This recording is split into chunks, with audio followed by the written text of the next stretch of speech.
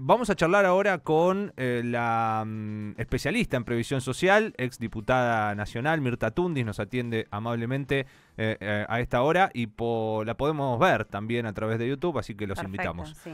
¿Cómo le va, Mirta? Buenas tardes, gracias por atendernos. Hola, Por favor, ¿qué tal, Mauro, Camila? Muy buenas tardes a todos. un gusto. Bueno, Mirta, ¿cómo venís observando toda esta situación con los anuncios de hoy y con también el tratamiento o el no tratamiento todavía de una fórmula, ¿no? No, obviamente con mucha preocupación porque al no salir publicado en el boletín oficial todavía el tema del bono, 190.000 pesos sería un haber inferior al que están cobrando en este mes de abril la gente de haberes mínimos, no el resto de los jubilados. El problema sería los haberes mínimos que queda en la duda y hay mucha confusión porque después de haber anunciado el gobierno los aumentos que se daban a cuenta de la inflación del mes de enero y la del mes de febrero en el mes de abril, más el bono, obviamente que se fue a un haber de 241.000 pesos, cuando el haber en realidad era 171, más el bono, 241. Lo cierto es que saca un comunicado, en este caso la ANSES, diciendo que el haber mínimo de un jubilado era de 241.000 pesos. Entonces uno que dice, bueno, lo incorporaron al haber. Bueno, no hay nada que nos confirmen que está incorporado al haber los 70.000 pesos. Por lo pronto, lo concreto, lo real, lo seguro son los 190.000 pesos, y cuando salga publicado en el boletín oficial si van a dar el bono o no, ahí nos quedaremos tranquilos o no. Bueno, quedarse tranquilo es un decir, ¿no? Porque las jubilaciones vienen perdiendo mucho.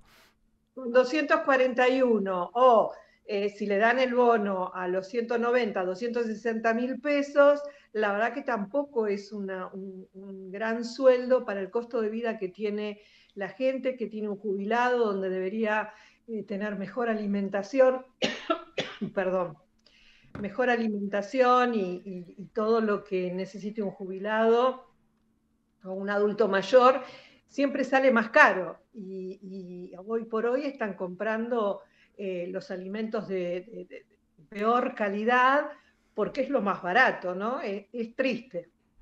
Sí, y teniendo en cuenta, como vos marcás, digo, los costos que tiene para adultos mayores, digo, la canasta que incluye no solamente alimentos y que deben ser de mejor calidad, sino medicamentos que han sufrido un aumento también mucho más considerable que incluso por encima de la inflación.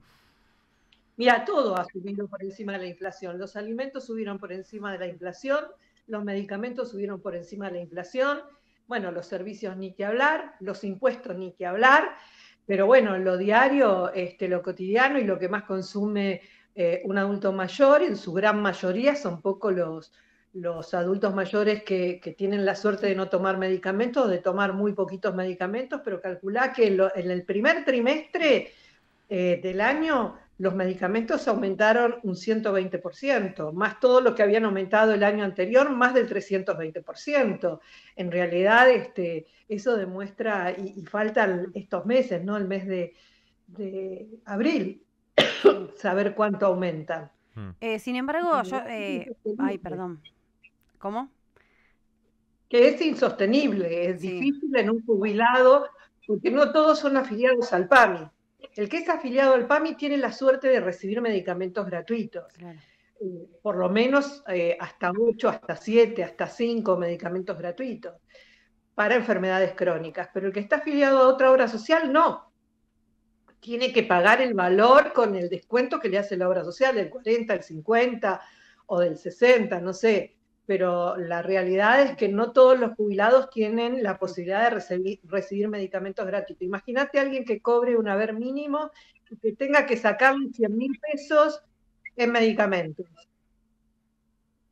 No le queda para comer, no le queda para pagar impuestos, no le queda para poder vivir dignamente, ¿no? Lo que me quedaba pensando, a pesar de todo esto que estamos hablando y del piso histórico, como nombraba Mauro también, y de la situación lamentable para aquellos que cobran la mínima, la noticia, sin embargo, es aumentaron la jubilación, ¿no? Y últimamente vienen con esto de que, bueno, a comparación de quizás el bono que se le daba en el gobierno de Alberto, ahora hay como un aumento que se hace desde el gobierno nacional, hay como una intención. Entonces, ¿cómo ves esto de lo discursivo también, ¿no? De la realidad por un lado y después por otro lado de la cuestión discursiva? Bueno, en realidad es cierto que los jubilados en los últimos meses del gobierno anterior perdieron porque se disparó mucho la inflación y obviamente que ninguna fórmula va a ser buena si hay mucha inflación, porque lo que hoy vos cobrás con el aumento, a la tarde ya se devaluó porque te aumentaron los alimentos y te aumentó todo lo que corresponde bueno, por eso decía, los medicamentos y demás. Entonces, ninguna fórmula es buena cuando existe una inflación muy alta. Obviamente que este gobierno, ¿qué hizo? Dar estos adicionales a cuenta en estos meses de la inflación, porque a partir de julio tenemos la nueva fórmula, ¿no?, de movilidad. En teoría tendríamos la nueva fórmula de movilidad. Pero igual siguen sin ganarle a la inflación, porque ya lo que han perdido, lo han perdido. Si bien vos tomás que en el mes de abril le dieron un 12% más un 13%, el 12,5% que le dieron a cuenta de la inflación del mes de enero, pensá que en el mes de enero hubo un 25% de inflación, vale decir que no han llegado a acumular la totalidad de la pérdida, más lo que venían perdiendo ya del gobierno de Macri y lo que venían perdiendo últimamente, obviamente, cuando se dispara la inflación. Yo, de todos modos, siempre estuve de acuerdo con el tema de la fórmula de recaudación y variación de salarios, porque si tú vas a los fallos judiciales, los jueces no te dicen que le tenés que pagar, aumentar o ajustar el haber jubilatorio de acuerdo a la inflación, te dice de acuerdo a las remuneraciones.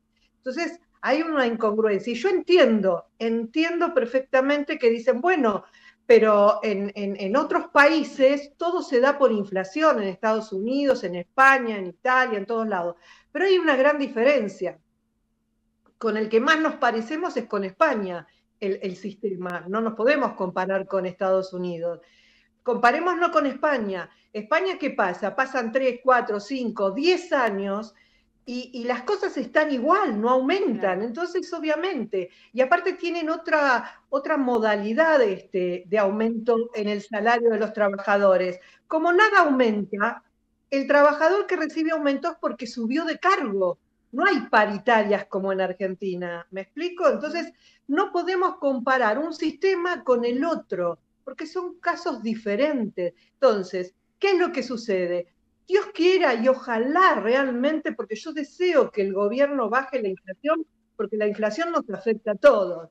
Pero ¿qué pasaría si realmente baja muchísimo la inflación? Tenemos esa suerte de que baje la inflación. Bueno, los jubilados van a cobrar de acuerdo a la inflación. Si las paritarias después en actividad son más altas que la inflación en cada actividad, y bueno, el jubilado no va a recibir de acuerdo a las paritarias del trabajador en actividad, va a recibir de acuerdo a la inflación. Y quizás pase como, bueno, España tuvo un 2% de inflación anual. ¿Qué es lo que pasó? Le dieron un 8% de aumento a todos los pensionados, pero un pensionado, allá los jubilados se llaman pensionados, el haber mínimo es de 960 euros. O sea, estamos hablando de casi 1.000.000 de pesos. ¿Me explico? Una pensión a la vejez, que son como la puana acá, están en los 500 euros, 500, 540 euros. Acá están 130.000 pesos. No podemos compararnos, porque el costo de vida de allá es totalmente diferente. Sí, los servicios son caros, pero, por ejemplo, el transporte en España está subsidiado y en muchos países de Europa. Muchos servicios están subsidiados para que la gente no tenga que pasar penares. Entonces, yo entiendo que queremos compararnos con otros países y llegar al nivel, porque además nos lo impone el Fondo Monetario Internacional. Pero tengamos en cuenta la idiosincrasia de nuestro país. Ojalá que la inflación baje y ojalá nada aumente. Entonces, si nada aumenta y la inflación baja, y bueno, está bien, van a justificar por qué los jubilados van a recibir más adelante poquito aumento. Y si no, fijemos, no. Ahora están recibiendo el 11% porque la inflación bajó. Y así sucesivamente. Insisto, no estoy en contra de que baje la inflación. Todo por el contrario. Yo lo que tengo miedo, preocupación, es que la inflación baje, pero lamentablemente sabemos que en nuestro país muchos empresarios tratan de acomodar sus precios para tener muchísimas ganancias. Y eso es difícil, ¿no? Sí, además, digo, acomodándose con respecto a la inflación, lo que ya está perdido, digamos. Si se va a mantener el nivel de las jubilaciones de hoy, acomodándolo a supongamos que se quiere atar a la inflación, ¿no? Perfecto, bueno, y todo lo que se perdió, por eso es lo que se pide la recomposición. Para vos, ¿cómo debería ser? Ahora se está debatiendo, ¿no? La fórmula, hay una propuesta de parte del oficialismo, hay de la oposición. Sí, hay un proyecto de la oposición que acompaña al gobierno, pero bueno, quizás estarían acompañando el resto de los diputados, que habla obviamente de una recomposición de dar un 30%, que no está mal, y a partir de ahí los aumentos por índice, teniendo en cuenta la última inflación informada, que siempre es el segundo mes anterior a dar el aumento. O sea, me dan en junio, obviamente, la de abril es la inflación. ¿Por qué? Porque obviamente la de mayo no va a estar hasta mediados del mes siguiente. Entonces, el tema es dar la recomposición a todos los jubilados, y sobre el haber real. Tengo que leer bien hay un dictamen que anda rondando recientemente, creo que hace un ratito lo estuvieron presentando en la comisión, que tiene que ver que esa recomposición del 30%, en el caso de los saberes mínimos, sin tener en cuenta el bono de 70.000 pesos, bueno, habría que ver, habría que analizar. Igual el 30% sería para todos, no está mal. El tema es como sigue. Para mí siempre lo ideal, y teniendo en cuenta la idiosincrasia de nuestro país, es seguir manteniendo lo que muchos, cuando se hizo la fórmula en el gobierno anterior, se convocó en el Senado a grandes representantes del sistema previsional, o sea, abogados previsionalistas como el doctor Jauregui, que es una eminencia, al doctor Faciolo, que es juez de la Cámara, también a otra jueza de la Cámara, la doctora Romero, que también pertenece al Colegio de Abogados y en la parte de previsión, que estuvieron en la Secretaría fueron funcionarios de la Secretaría de Seguridad Social durante muchísimos años. Y en realidad, ¿qué es lo que planteaban ellos? Que el tema de la remuneración de los salarios siempre se tiene que tener en cuenta a la hora de determinar una fórmula. Entonces, yo sigo esa mentalidad previsionalista. No se olviden que yo me formé en previsión social, empecé en el año 79 en las cajas de jubilaciones, y obviamente que en esa época los jubilados, por eso dicen, yo cobraba de acuerdo al sueldo en actividad. Lo cierto es que en ese momento, la ley de ese momento decía que tenía que trasladarse la movilidad, si superaba el 10%, en la actividad que cada uno se había jubilado, si era en comercio, si era en la carne, si era el vidrio, y así sucesivamente. Pedían el certificado de lo que habían aumentado en paritarias. Para esa actividad lo llevaban a las cajas de jubilaciones, yo estaba en industria y comercio, y eso que se trabajaba manualmente, y al mes siguiente lo estaban cobrando, esa diferencia, pero no es que le pagaban por el 82% móvil del sueldo en actividad, sino se jubilaban con el 70, 78, 80, 82%, pero la movilidad se manejaba por las paritarias que tenían en cada actividad. O sea, yo sigo siendo esa formación previsional donde dice hay que tener en cuenta el aumento de los sueldos, de los saberes, y hay que tener en cuenta la movilidad sobre las remuneraciones. Alguien me cuestionó en un programa de cable que fui hace unas semanas atrás, cuando yo dije la Constitución dice que deben guardar un mínimo nivel de vida. Y me decían, no, vos no podés decir, dice un mínimo nivel de vida, pero no te dicen. Sí, que dicen, porque dicen que la jubilación es el sustitutivo del salario. Si es el sustitutivo del salario, es que tiene que guardar relación. Entonces, para mí, la mejor fórmula es tener en cuenta las remuneraciones, el salario, vale decir, y tener en cuenta la recaudación, y una cláusula gatillo de inflación. Pero bueno, esto está en manos de los diputados, no está en mis manos, es un proyecto que yo había presentado en su momento y nunca en ninguno de los dos gobiernos anteriores se quisieron tratar, pero bueno, hoy los jubilados, toda la vida estuvieron mal los jubilados, ¿eh? Hay que tener memoria, porque toda la vida han tenido problemas y sí han habido muchísimos juicios en la década del 2008 en adelante, con la nueva modalidad es cuando se frenaron los juicios prácticamente, pero ahora volvieron a recrudecer por los bonos que no recibieron el resto de los jubilados, hay ya nuevos juicios con intención de algunos jueces de que no fueron equitativos los aumentos porque no recibieron bonos el resto de los haberes que estaban por encima de las mínimas, y esto ha generado una nueva oleada de juicios. Bueno, veremos qué es lo que sucede, ¿no? De ahora en más. Mirta, lo último, y agradeciéndote por esta visión tuya como especialista en previsión. En cuanto a la política, no sé si estás alejada, si te querés acercar, habías puesto o tenías mucha esperanza en el proyecto que venía a traer Sergio Massa, seguramente. Bueno, fue lo que no sucedió. ¿Cómo venís viendo estos meses, este arranque del gobierno de Javier Milei? No solamente con respecto a jubilaciones, que hemos charlado largo y tendido, sino con respecto a todos los indicadores y algunas de las medidas.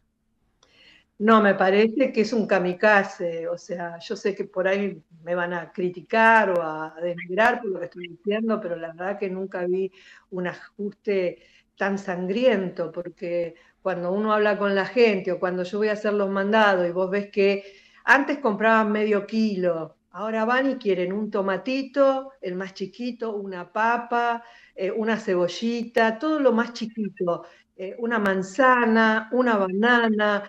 Eso te demuestra la decadencia, porque sentirse felices que están ahorrando y comprando dólares para el Banco Central a costa del hambre de la gente, nuestro país, que siempre fue un país lleno de alimentos, te da tristeza saber que la gente esté pasando hambre. Y cuando vos ves en los medios de comunicación y medios de comunicación muchas veces que son a favor del gobierno y que hacen notas a la gente y que mucha gente viene angustiada y preocupada por el valor del colectivo, del tren y demás, algo que Sergio Massa había anticipado lo que iba a pasar. Yo entiendo que Sergio Massa tenía que hacer un ajuste y lo iba a hacer, pero no un ajuste sangriento, no a costa del hambre de la gente, iba a ser paulatino. Yo congenio con los proyectos, las propuestas, el pensamiento de Sergio Massa. Sí, quizás me alejé un poco de lo que es la política, no me interesa ocupar ningún cargo, no me interesa ser nuevamente diputada, ni nada por el estilo. Acompaño las propuestas de Sergio Massa porque me siento identificada especialmente con el tema de los jubilados. Yo también había presentado el proyecto del haber 14, que el Fondo de Garantía de Sustentabilidad le dé al final del año esas ganancias a los jubilados, y hoy vemos que no solamente que nunca se quiso tratar ese tema, pero no solamente que no le han quitado los préstamos que le facilitaba a un jubilado poder comprar una heladera, un lavarropas o una cocina o arreglar el techo de la casa o el baño. Hoy la gente no puede. Los materiales de construcción, el alimento, los medicamentos, el transporte, la gente en general, no el jubilado, la gente en general está muy preocupada. Y otra de las cosas, la gran cantidad de despidos, porque esto la gente, el jubilado, no lo ve. Todos los que son despedidos dejan de hacer aporte al sistema. Esos aportes que no están en el sistema no se reparten entre los jubilados. Recuerden que tenemos un sistema solidario. Entonces, hoy aplauden que echen a gente del Estado. No todos son ñoquis, no todos son con cargos importantes, muchos son simple empleados que hace 10, 15 o 20 años que están contratados, el mayor empleador en negro, y esto es crítica para todos los gobiernos. El mayor empleador del negro siempre fue el Estado. Entonces, últimamente, en estos últimos años ha sido el Estado, algo denigrante, y encima esa gente la despide.